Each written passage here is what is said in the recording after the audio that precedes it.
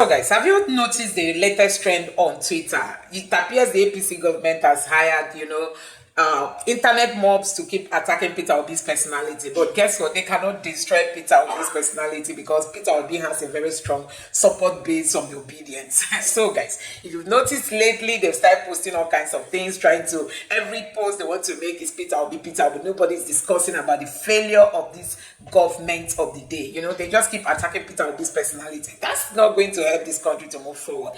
Anyway, guys, have you noticed that Peter Obi and Tinubun, both of them met in Vatican and they exchanged pleasantries? Some people have been reacting to it, and also when Tinubun was seen sitting alone, guess what? People were reacting like always. Tinubun was seen sitting alone as if he was being distanced by others. Also, those of them from the APC camp are saying that Peter Obi queued up in a queue and Tinubun did it. For them, it's a credit that Tinubun was not on scene in that queue while Peter Obi was in the queue.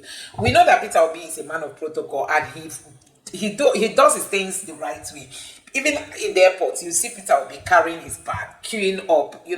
He's not that one of those that broke protocol. No, that's Peter Obi for you.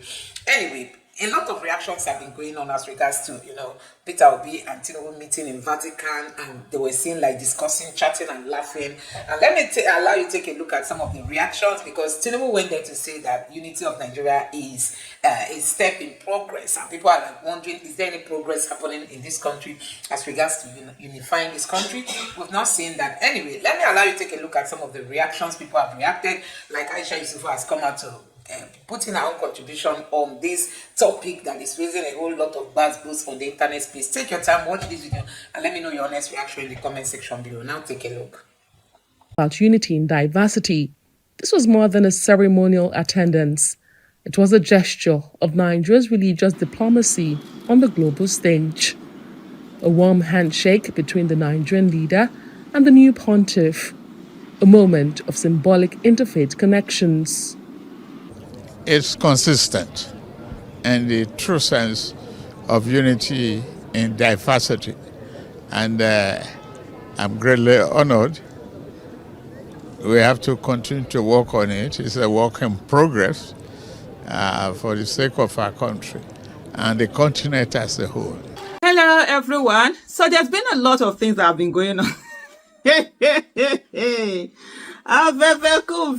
APC is listing part of his achievement that Mr. Tinubun was invited to the Vatican for the Pope. I don't know, what is it called now? Is it investigation or it's not inauguration, Shabe? There's something that it's called for the ceremony to officially, sorry if I don't know what that is. And so it's been all over. So initially they were even sort of like dragging Peter Obi supporters and saying to them that, day for day, sort of like they don't, Peter Obi was not invited, Peter Obi was not. Oh, Lord have mercy. The kind of this thing. And then, the way Tinubun was sitting down there, like one abandoned thing. Lord have mercy. Illegitimacy, it follows you anywhere. No matter, even you in your heart of heart, because you are in a place where you are not supposed to be, you won't have what it is to actually act in a way that your inner mind completely aligns with your outer mind and everything. So you might be saying to the world that, it's you won, you got in bed. Your inner mind knows that it's a lie, and so that reflection, you always see it, outside. But I'm going to do a whole video on that one particularly. So they've been going on and been seeing the whole conversation back and forth where they were sort of like insulting, like I said earlier, Peter Obi supporters and saying that, oh no. I saw Sarah Ibrahim had said, Peter Obi should post his invitation. If Peter Obi should post his invitation card, but me self, I go call him. I'll call and say, what be this? What is this? You're more than this. And he's more than that, and he will not do it for what? Who is he trying to prove anything to? They are the ones who need these things. When you have something, you really don't need to go and say that you really don't, how do I put it? You really don't need to show that you have it. It's already there because you have it. So this is Obayo Onanuga say out here.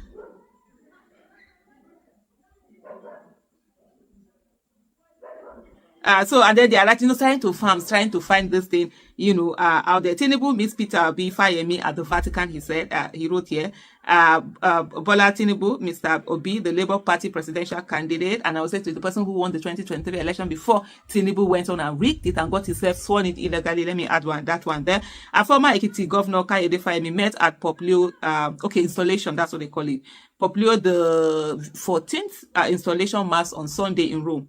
Fayemi cited Tinubu where he sat with other leaders and asked Obi to follow him to pay homage to the Nigerian leader. Obi agreed. On getting to Tinubu, because he is using president, he's not my president, so wherever he puts president, I'm going to replace it with Tinubu. On getting to Tinubu, Fayemi broke the ice between Obi and Tinubu. He said, Mr. Tinubu, welcome to our church and thank you for honoring the Pope with your presence. Tinubu, ever quick-witted, responded, I should be the one welcoming you and Peter. I'm the head of the Nigerian delegation. Tinubu's response cracked up Obi, who agreed with Tinubu.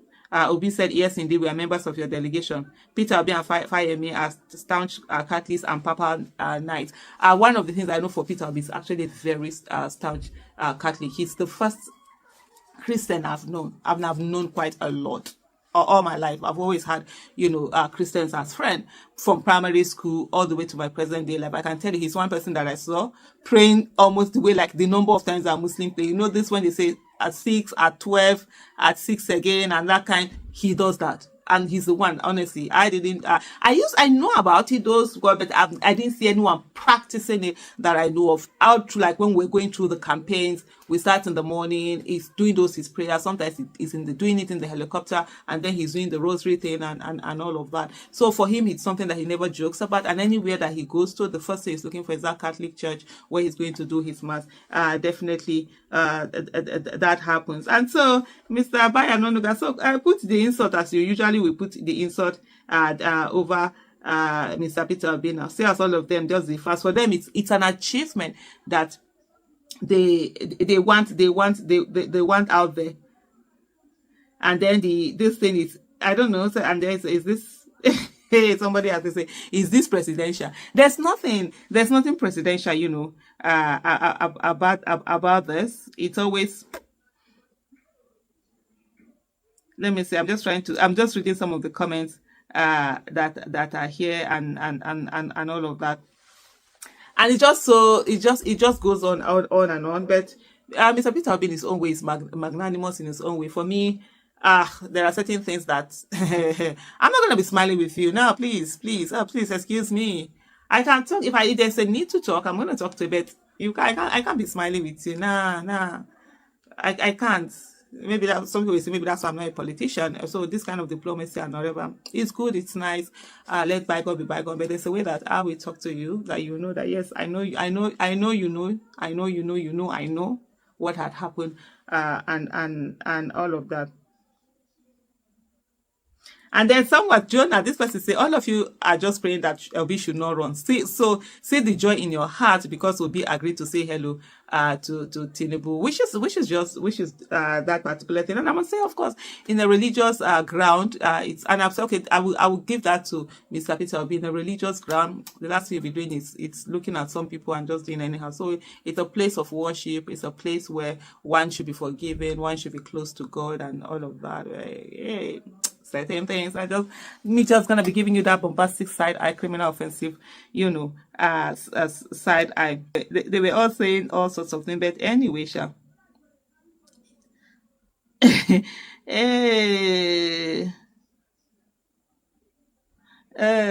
and then all over this thing that they were doing that thing there. But for me, the main thing for me, as always, is that my fellow citizens, politics, we all have to take part in it. We all have to do something about it. We must not stay away. Stay away is not doing us any good. If we want a country that works for every one of us, we must be ready, all of us, to participate in politics in one way or the other. Thank you so much for watching. Bye. Let's bring this down home a little bit. Tinubu says Nigeria's unity in diversity is a work in progress. What's your understanding? He also extrapolated to include Africa. What's your understanding of this statement by the president? Mind you, Nigeria is 65. And then just recently, free African nations opted out of ECOWAS. I think like Jess Baldwin says we have to make America become America. So in the sense we have to make Nigeria to be Nigeria. You know, if you look at our constitution with all its weaknesses, it's very clear that the constitution wants us to have what I call democratic citizenship. The notion that a Nigerian citizen is the centerpiece of governance. And a Nigerian citizen defined by political freedoms, equality, equal protection. But what we've seen in Nigeria history has been gross violation of that. So let's give a few examples. I mean, starting from Akaloka or Deborah, people don't like to hear this. But when citizens can be dispensed with because of religious sensibilities, and the state does not protect them. Look at the level of killings, whether in the southeast, south, north, everywhere. So I think that the first thing, this unity and diversity, you have to work. You know, you have to create the notion of a nation. So the idea of Nigeria as a democratic, secular state where we are equal, freedom, unity and love and peace, some of our national ethos, have to be worked at. And so President Tinubu is right that it's a work in progress, but somebody will say, this is like the workshop has been shut down, you know, the tools are idle, the workmen have gone home, we're not seeing progress. Doctor, it's not about the talk. That say, we are talking, we're not working about the work. That say the factory is shut, it's a work in progress. If you see workmen who are really working, you would know. You know, but when workmen have shut the workshop, so our unity in diversity it's no longer a work, it's an abandoned project. And to reactivate it means that we have to be clear that, look, I've said that Nigeria has three crises. One is a crisis of nationality. Who is a Nigerian? So we are ethnic, we have religious, but the state, when a state becomes ethnic itself, when the state itself acts on the basis of ethnic, I'll give you an example. We'll have to be very courageous. Look at what happened to the election in Lagos State. We have some Nigerians of ethnic group were almost structurally prevented from exercising democratic rights. Did the Nigerian state step in? So the state, Nigerian state, is not protecting, it's not working towards that unity. So you have to have a state that is itself ethnically, religiously blind. And then those who, that veil, whoever opens it, you punish them. If a police officer acts grossly unethical, violate people's rights because they are belonging to different religious groups, you punish them. If it's a minister, you punish them. If it's a lawmaker. If some people go and kill somebody because of different religious faith, and those people who are killed are feebly prosecuted and they get away, you should put another prosecute, shut it down. So I think the point is right, but the problem is that people will say, well, the work has ended. Can you now restart this work? So the challenge for President Tinubu, and he's right about the nations are always unfinished business. But he must be moving forward in the direction of work, and not that he have stopped the work, shut down the work. And so I sympathize with the notion, and that's what Pope will talk about. Pope will say, okay, diversity is a resource. But diversity has to be managed in a way that aligns with the national agenda. So the problem of nationalism, the problem of state and religion has not been clarified. Like you said, be blind to it. Now let's try to address these two issues in less than 3 minutes. The turn, what turn do you see Nigeria's and the Vatican's assuming, especially with the Pontiff's link to Nigeria? And then finally, what do you read into Fayeme's, Obi's, and Tinubu's banter? Fayeme says, we welcome you to the church, because of course he's a Catholic. And he was there. And Tinubu says to him, no, I should be the one welcoming you because I'm the leader of the delegation. Correct. Then, of course, he had to invite Obi to come and join him, and Obi joined. What do you make of the whole I think an interesting moment, a great moment. I mean, the president has a very good sense of humor. And to be fair to him, I don't think he's alien to the Christian tradition. He's looked at somebody who is a Muslim, but at the same time, he's somewhat also a Christian. Let's put that small letter C. And so, for me, the banter is good. Of course, social media has made it, it's not a big deal. What would be a big deal if the grace, the gracia that they took from the ceremony translates to a more restrained, issue-based politics. Yeah. It's good at that moment, it's a good moment for Nigeria, that they three of them are there, the Nigerian flag is there, it's a good moment. And then the first question you asked about how do we, what's that again? The Vatican. The Vatican relationship. I think it's going to be great because for two reasons. One is historic. This guy knows Nigeria. This is the most traveled recent of Pope before becoming a Pope. Popes travel and get to know the world, but before then, many of the popes who have come don't know the world as much as he does. So he knows the world. He knows Nigeria well. He has brothers here. So I think, in a sense, he will have something to feel for Nigeria. If it's a crisis, he will get involved. The second thing that makes it easier for us is that the issues that his papacy represent are issues that the South, including Nigeria, and the African people, the black people who themselves in many ways are victims left behind, and Nigeria being perhaps one of the most significant and important African nations, it means that the Pope will keep an eye on Nigeria. And with President Tinubu gracing this event, it means that some connection, some symbolic connection. P2B is a member of the Papa, committee. Fayemi is strong there. We have now Obaleke, the young guy. We have Pope Francis, Cardinal Francis, who is more like a leading bureaucrat in the Vatican. I think there are going to be great relationship between Nigeria and the Vatican. An invitation from the new Pope, who once worked in the Apostolic Nunciature in Lagos during the 1980s, and says the country holds a special place in his heart. Today, for President Tinubu, who has spoken often about unity in diversity, this was more than a ceremonial attendance. It was a gesture of Nigeria's religious diplomacy on the global stage. A warm handshake between the Nigerian leader and the new pontiff. A moment of symbolic interfaith connections. It's consistent in the true sense of unity in diversity. And I'm greatly honored. We have to continue to work on it. It's a work in progress. For the sake of our country and the continent as a whole. Nigeria is no stranger to religious complexity, home to millions of Christians and Muslims who often live side by side. Tinubu's presence at the Vatican underlines the country's delicate religious balance and the role leaders play in bridging divides. It's very, very symbolic and indicative of the great solidarity that he continues to show, not just to the Muslim community, but to the entire Christian community. He has shown that this solidarity with the millions of people who are of the Catholic faith in Nigeria by attending this Mass, being himself a Muslim. This has also shown his commitment to the advancement of peace, not just in the African region, but globally also. He's a man who's tolerant of all religions and who believes in interfaith harmony, and who has even demonstrated it by the kind of appointments he made. I read somewhere that the president has made over, out of his cabinet, 62% of them are Christians.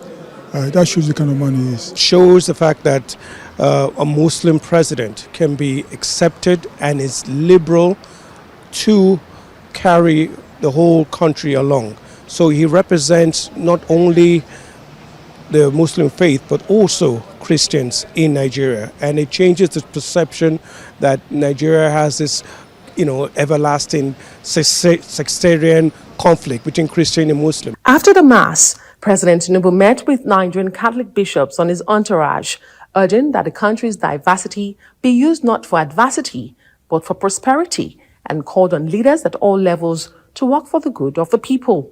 If we are to use that diversity, not for adversity at all, but for prosperity for the country, it's historic for one to be on the saddle of presidency and for this to happen. We are grateful, and I've already written to thank you for facilitating our coming for the funeral of Pope Francis.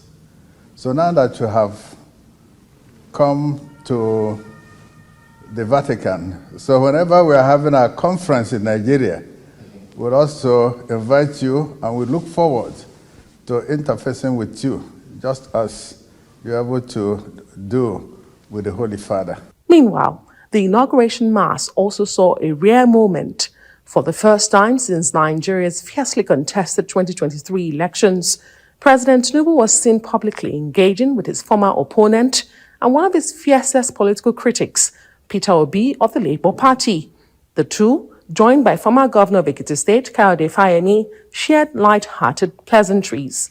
In an age of deepening global divides, President Bola Tinubu's presence here signals not just diplomatic courtesy, but an assertion shared by the 267th Pope that faith can be a bridge, not a barrier. Adesoa Omoruan, Arise News. Well, joining us to discuss Pope Leo's inauguration and what it portends for the world at this time, including Africa, of course, his ideologies and what the world should expect, is Sam Amadi, Director, Abuja School of Social and Political Thought. Glad to have you join us, Dr. Amadi. Thank you. He set the tone for his papacy with a call to stop exploiting the nature, the war. He talked about Myanmar and then, of course, Gaza and what's happening between Russia and Ukraine. And, of course, marginalizing the poor. What do you make of that, the tone he has set? Thank you for having me. I guess the first thing is that this Pope has been the one, which have been maybe too charismatic and too politically, expressive, has been very clear as to what the papacy is, papacy president. And by the way, it's a long history of popes defining the moments, kind of defining the moment and stepping in to provide, leadership, moral leadership mostly. Of course, the famous Pope John Paul II. But again, even Pope Benedict was very clear. Pope Francis might be controversial in some areas, but clear. So this Pope, I think, brings together the two strands of recent papacy. One, deep spirituality of Pope Benedict, in a sense, hearken to the gospel in a more holistic sense. And of course, St. Francis, who, coming from his Latin American background, also had a deep sense, perhaps some would say liberal. And so this is a Pope who, I think, a compromise of two, quote unquote, warring sides. About the conservatives being alienated. Exactly. He also spoke about the church being a transformational force in the world of division. So I think, if I have to say how he defines his role, first, from the Augustine perspective, he's an Augustine priest, and we know, and it took Leo, the 13th, who is now patterned this was the first person who gave us a very landmark social doctrine of the church called Rerum Novarum, which focuses on the relationship between capital and labor and criticizes capitalism and its extreme exploitation of workers, and criticized socialism, and talked around the principles of equity, reward for labor, unionism, labor unionism. So this is a Pope, in a sense, that brings in conservative Christian values, family. A day or two before this, he talked a lot yesterday about the family as a bedrock. He has also spoken against transgender, abortion, the right of the baby, and gay marriage. So he's not going to, like Pope Francis, his predecessor, kind of, it's some sensitivity. It's okay, you know what, maybe we can give them some sacramental recognition. This Pope is going to be very clear on that. But he also has a deep and passionate commitment to social justice, not in the categorization of liberal, non-liberal, but in the simple sense of empathy, of compassion. And it's not surprising that perhaps the first president he has met is Zelensky, because he's also strong on war. He's been very clear before he came to the papacy on the Ukraine war, on the fact that Russia is the aggressor and has needed to save. So you're going to talk about war, its devastating impact. You're going to talk about the poor, and the nature, and how we're treating the nature. Some kind of environmental, not the extreme environmentalism of the woke people, but a sense of responsibility for the earth, which is God's gift to us.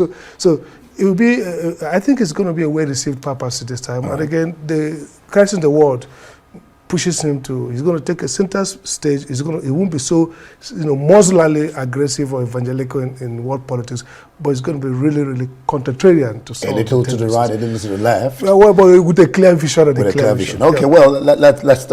So guys, I don't know what you make of this latest development. So many people have reacted to it. Some people say, oh, that Tinubu has been waiting for this time to speak to Peter Obi. And the people, from Tinubu's camp, they are like, oh, Peter Obi should be rejoicing that Tinubu spoke with him. And so many, like usual, Tinubu is always seen when he travels out. He's always alone, distant, and, always lonely. And we all know that all this has to do with Tinubu's, let's say, his past life, let's not say his present life. His past life as somebody that is accused to have something to do with drug and all that. And I believe world leaders will just intentionally want to distance themselves from him because they know that, nobody wants to reckon with people with such a past, and now being a leader. You see, we are not getting investors coming into Nigeria. Possibly it's because of who is the head, who is the president of the country. All those things have got a whole lot of roles to play, when it comes to moving Nigeria forward. Anyway, let me know what you think about this in the comment section below. Please don't forget to subscribe to the channel, turn on the notification bell. Please give this video a like so that YouTube can recommend it to others, and drop your thoughts in the comment section.